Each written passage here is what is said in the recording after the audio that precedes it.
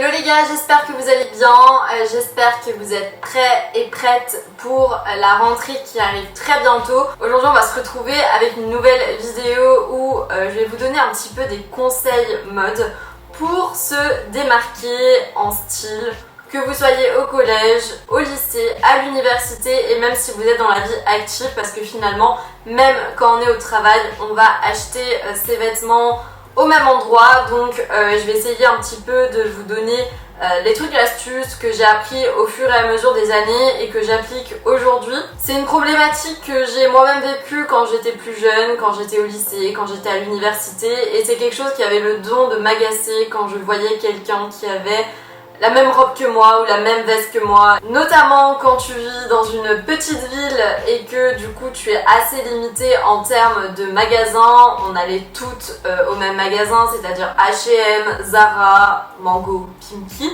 et ça se limitait là. Au final, l'originalité, c'était pas trop ça. J'espère que cette vidéo va vous plaire. Si vous venez de tomber sur ma chaîne, je m'appelle Ilona, donc je vous donne plein de conseils mode, je vous donne plein d'inspi tenues, je vous fais le décryptage des tendances.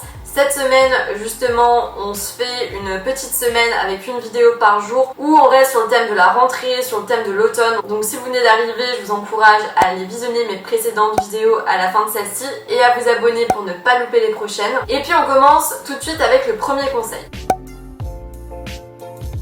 Donc, quand on est au lycée ou étudiante, on n'a généralement pas un gros budget à mettre dans tout ce qui est vêtements, clairement. Du coup, on a tendance à acheter beaucoup de pièces, mais qui sont en revanche de pas très bonne qualité, avec des sites de fast fashion comme Shein, comme Boo, qui permettent au final d'avoir des pièces tendance à moindre coût. Donc mon premier conseil, et pas des moindres, ça va être au final de faire l'inverse de ce que vous faites, car tout le monde fonctionne comme ça. Et c'est du coup pour cette raison que vous vous retrouvez avec les mêmes hauts et les mêmes robes que tout le monde. Ce que je peux vous recommander, c'est que pour tout ce qui est basique, on va partir sur un standing supérieur pour avoir une pièce qui va être moins vue, mais qui en plus sera de meilleure qualité et que vous allez pouvoir garder plus longtemps, peut-être même plusieurs années, étant donné qu'on sera vraiment sur une pièce quali, ce qui vous permettra au passage de ne pas racheter de nouveaux jeans chaque année, parce que ça aussi il faut souligner,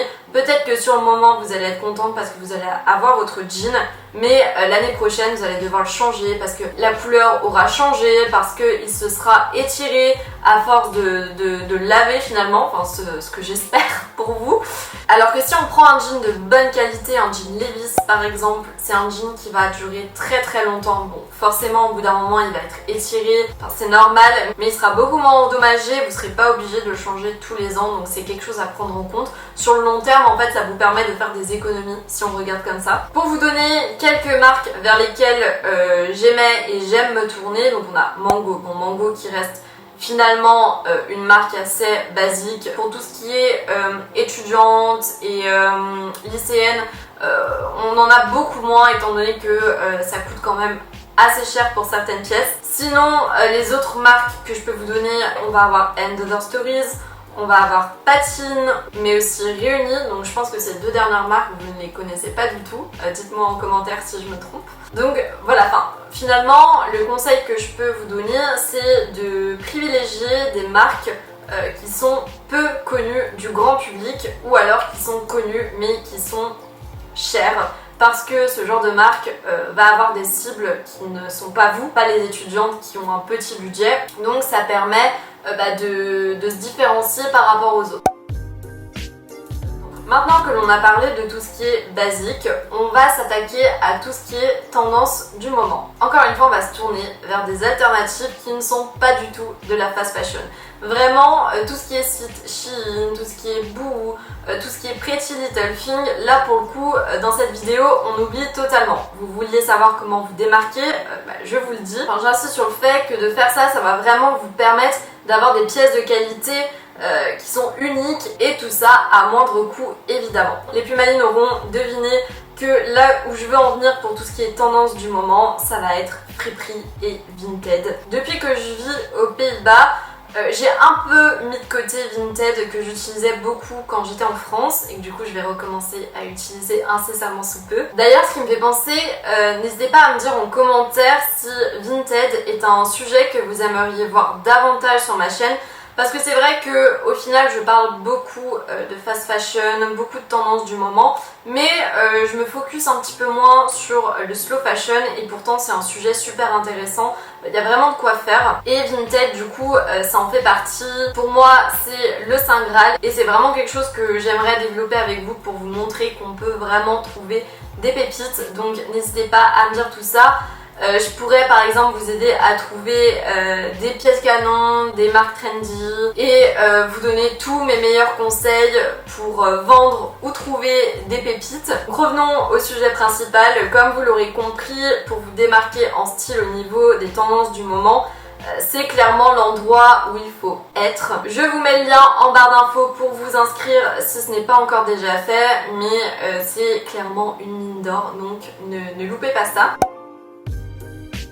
Le troisième conseil que je peux vous donner, ça va être de miser sur les accessoires qui vont, comme je vous le dis à chaque fois, ajouter un plus à votre tenue. On peut par exemple miser sur un sac de couleur vive par exemple, ou alors des grosses boucles d'oreilles qui ajouteront de l'originalité à coup sûr, étant donné que d'une manière générale la tendance que l'on retrouve pas mal depuis plusieurs années, c'est le minimaliste. On en voit de partout et d'avoir des choses qui vont être un peu plus extravagantes, tout de suite ça va ajouter un truc en plus. Une nouvelle fois, on va oublier tout ce qui est bagues achetées 3 € sur les enseignes de fast fashion et on mise sur des bijoux en acier inoxydable qui vont faire aussi plus quali, plus luxe.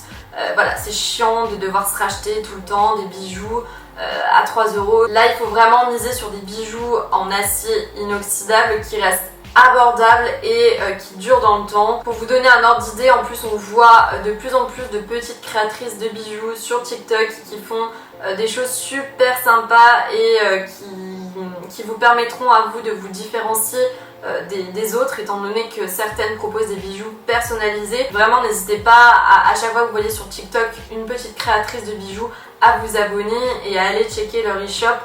C'est quelque chose qu'on va pas voir partout. Dans le quatrième conseil que je peux vous donner, c'est de ne pas craquer pour la pièce tendance du moment que tout le monde a ou que tout le monde va acheter. Bon, c'est un peu contradictoire au final avec les vidéos que j'ai l'habitude de vous sortir, mais dans ce cas de figure, je ne parle pas des intemporels, il faut le souligner, mais vraiment des tendances du moment qui explosent et qu'on retrouve de partout et sur tout le monde. Évidemment, c'est à prendre avec des pincettes comme je vous disais. Ce que je veux dire par là, c'est par exemple de ne pas craquer pour cette robe noire effet cut-out que vous voyez de partout et qui vient de chez Zara, mais essayez en fait de trouver des déclinaisons qui vous permettront de rester dans la tendance sans pour autant faire comme tout le monde. Le but en fait c'est de ne vraiment pas se dire ah bah elle est jolie cette robe, j'aimerais bien acheter la même. Voilà, vous devez un petit peu voir plus loin et vous dire je vais aller voir sur d'autres e-shops, sur Vinted, peut-être qu'en fripe aussi je vais trouver une robe de ce style qui va changer un petit peu et qu'on va pas voir partout mais qui va garder cet effet cut-out que j'aime beaucoup. Donc voilà, c'est cette façon en fait qu'il faut penser. Finalement c'est comme tout, hein. Il faut pas voir la facilité mais aller un peu plus loin que ça. Et enfin, le dernier conseil que je peux vous donner, et pas des moindres, c'est d'être vous-même. Même si ça peut paraître compliqué, étant donné que le lycée c'est la jungle. Moi-même ça n'a pas été la période la plus facile de ma vie, je sais à quel point c'est compliqué. Mais laissez parler votre créativité, affirmez votre style et vraiment vous serez la plus heureuse en faisant ça. Même l'université, on a tendance à vouloir faire comme tout le monde, à vouloir éviter le regard des gens. Et laissez parler au final laissez parler votre créativité et vous embêtez pas avec le regard des gens. Les gens vous auront oublié à la fin de la journée, ils se rappelleront pas comment vous êtes habillé. C'est pas quelque chose qui va les marquer, donc éclatez-vous, portez ce que vous aimez et c'est le plus important même, j'ai envie de vous dire, parmi tous ces conseils que je vous ai donnés. Donc on finit avec cette note positive pour vous dire que du coup c'est la fin de cette vidéo. J'espère vraiment qu'elle vous a plu et que ces conseils vont vous être utiles Comme je vous disais, ce sont des conseils que j'applique moi-même au quotidien pour me démarquer des personnes avec qui je travaille. Donc n'hésitez pas à les appliquer, à me dire vous ce que vous en pensez. Peut-être que vous avez aussi d'autres conseils que je n'ai pas cités. N'hésitez pas à les mettre en commentaire pour que tout le monde puisse en bénéficier. Parce que c'est ça aussi le principe de YouTube, c'est de se serrer les coudes et de se partager tous les meilleurs conseils. Donc dites-nous tout ça si vous en avez. Et puis je vous dis à demain pour la prochaine vidéo. Allez, bye bye.